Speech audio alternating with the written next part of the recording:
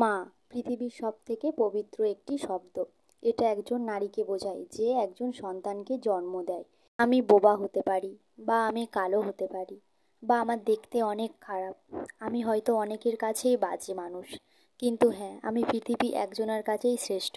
সেটি হলো আমার পৃথিবীতে মা। তোমাকে সবাই স্বার্থের লোভে ভালোবাসবে। যখন যার স্বার্থ ফুরিয়ে যাবে সে অবশ্যই তোমাকে ভুলে যাবে, কিন্তু হ্যাঁ, একজনই আছে, সে বিনা স্বার্থে বিনা লোভে তোমাকে ভালোবাসবে। সেটি হলো মা। আর পৃথিবীর সবথেকে সুখী জিনিস হলো বাবা মায়ের আদর। বাবা মায়ের আদর ছাড়া তো আমার মনেই হয় না যে এর থেকেও কিছু ভালো জিনিস রয়েছে পৃথিবীতে। আর বাবা মায়ের চোখের জল, এটি একজন সন্তানদের কাছে কতটাই কষ্ট সেটা একটা সন্তানরাই বোঝে। মায়ের কোল যে কত বড় জিনিস তা একটি যোগ্য সন্তান ছাড়া আর কেউই বোঝে না। শত চিন্তা যদি তোমার মাথায় থাকে, তুমি একবার মায়ের কোলে মাথা রেখে দেখো, তোমার সব চিন্তা ঠিক এক নিমিষেই দূর হয়ে যাবে। দুনিয়ায় তুমি যেখানেই যাও না কেন, মায়ের কোলের মতো আদর তুমি কোথাও পাবে না। দুনিয়াতে সব কিছু বদলাতে পারে, কিন্তু মায়ের ভালোবাসা কোনোদিনই বদলাবে না। সকাল দুপুর রাত্রি পেয়েছি সবার অবহেলা, সব দুঃখ যেতাম ভুলে যদি একবার রাখতে পারতাম মায়ের কোলে মাথা। ভালোবাসো তাকে যার কারণে তুমি পৃথিবী দেখেছো। ভালোবাসো তাকে যে তোমাকে 10 মাস 10 দিন গর্ভে রেখে জন্ম দিয়েছে। ভালোবাসো তাকে যার পায়ের নিচে স্বর্গ রয়েছে। পৃথিবীটা অনেক কঠিন, সবাই সবাইকে ছেড়ে যায়, সবাই সবাইকে ভুলে যায়, শুধু একজনই ছেড়েও যায় না আর ভুলেও যায় না, সে হলো মা। মা কখনোই হয় না পর। যতই ঝড় আসুক, যতই তুফান আসুক, মা কখনোই আমাদের কাছ থেকে পর হয় না। আর হ্যাঁ বন্ধুরা, অন্যের ভালোবাসা ছলনা হতে পারে, কিন্তু মায়ের ভালোবাসা কোনোদিন ছলনা হয়নি আর হবেও না। মায়ের ভালোবাসা তো পৃথিবীর শ্রেষ্ঠ ভালোবাসা। মা মানে মমতা, মা মানেই ক্ষমতা, আর মা মানেই নিরাপত্তা, মা মানেই আমাদের আশা ভরসা, সব কিছুই আমাদের মা। আর সব কিছু মাকে নিয়ে বলছি, তোমরা হয়তো অনেকেই ভাবছো শুধু মাকে নিয়ে বলছে, কই বাবাকে নিয়ে তো একটাও কথা বলছে না। হ্যাঁ, বাবা তো অবশ্যই আছে, তারই মাঝখানে মাও আছে। যার ললাটের ওই সিঁদুর নিয়ে ভোরের রবি ওঠে, আলতা রাঙা পায়ের ছোঁয়ায় রক্ত কোমল ফোটে, সেই যে আমার মা, যার হয় না কোনো তুলনা। বন্ধুরা, আমার এই ছোট্ট কথাটা কেমন লাগলো অবশ্যই কমেন্টে জানাবে।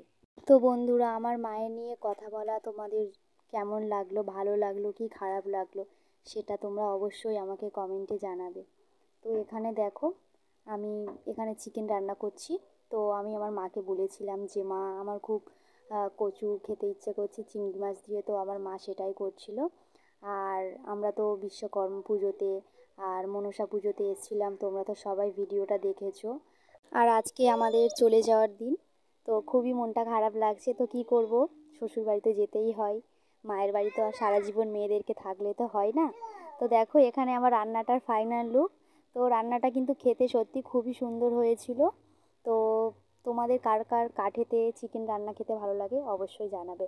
আর এখানে দেখো দুপুরবেলা আমার দিদি সবাইয়ের জন্য ভাত বেড়ে নিয়েছে। তো এখানে এই যে বড়মশাই খাচ্ছে, শামলা খাচ্ছে, শাক খাচ্ছে, আর কচুটা খেলো না, ভয়তে খাচ্ছিল না, বলছিল গাল চুলকাবে।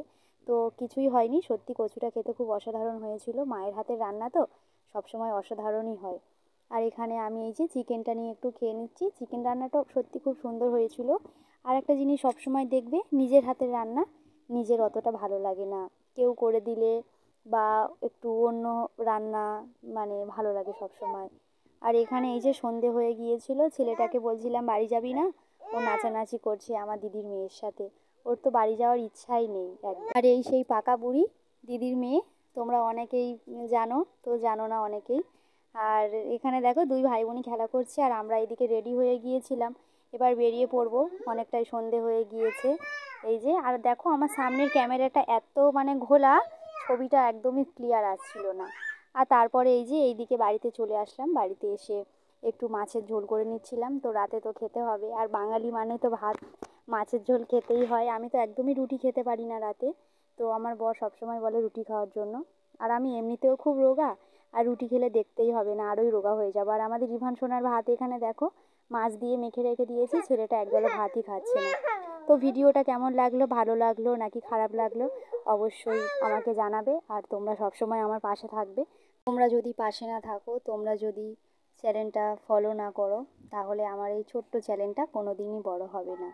তো যাই হোক বন্ধুরা, ভিডিওটা ভালো লাগলে অবশ্যই like, comment, share and subscribe সব কিছু করবে।